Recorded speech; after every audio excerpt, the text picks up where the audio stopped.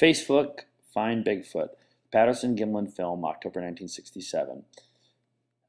If you look at the morphology of a Bigfoot, this confirms on almost every single point.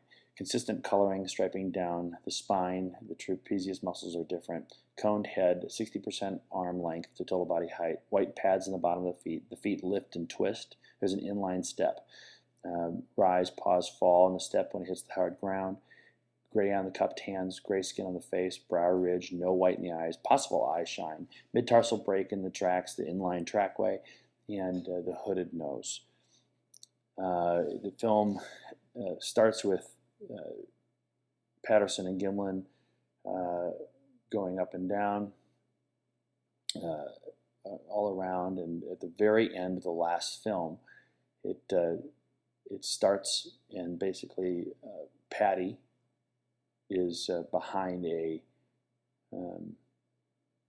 log pile on the left, and then starts moving forward. And it's heading toward the trees. Gimlin jumps off, yells, "Cover me." Patterson jumps off. Gimlin also grabs his gun. Nothing really happens, but he runs over the bank. Patterson does, and you see Patty walk past. There's a debate about if it was 16 frames a second or 24 frames a second. This is most likely how fast it would actually happen.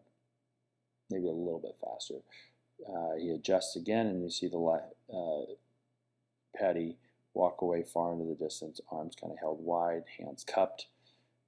And it went to the top of that hill straight ahead, and then it rested. Later on, there's some film. Some of the film was lost, but this is a film of Roger Patterson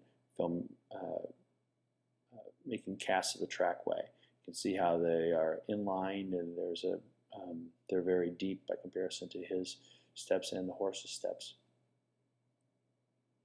Okay, now here's another enhancement where it's 50% full zoom. You'll start seeing the white on the bottom of the feet.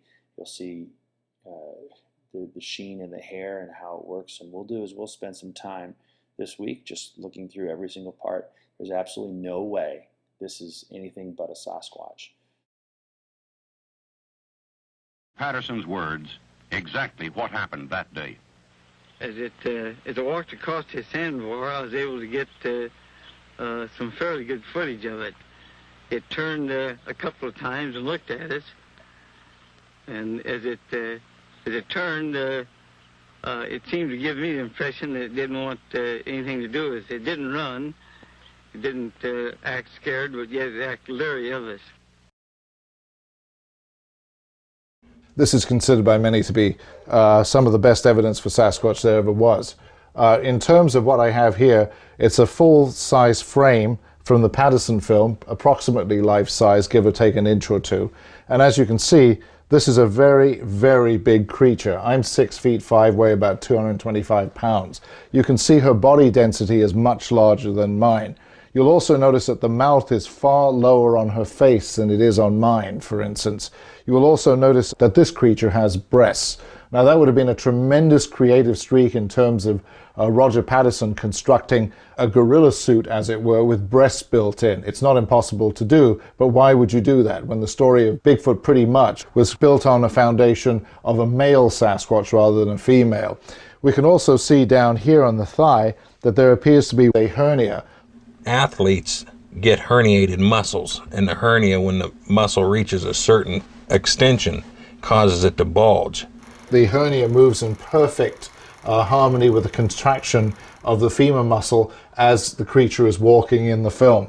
And they believe that's what that is, something you wouldn't be able to attribute to a suit.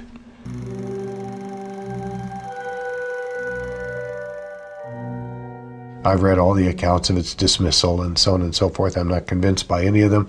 I still feel that the evidence, that what we call evidence, the canon of evidence, should include the Patterson Gimlin film. People say that's proven to have been a hoax, right? Well, no, it hasn't been proven, but that's the perception out there.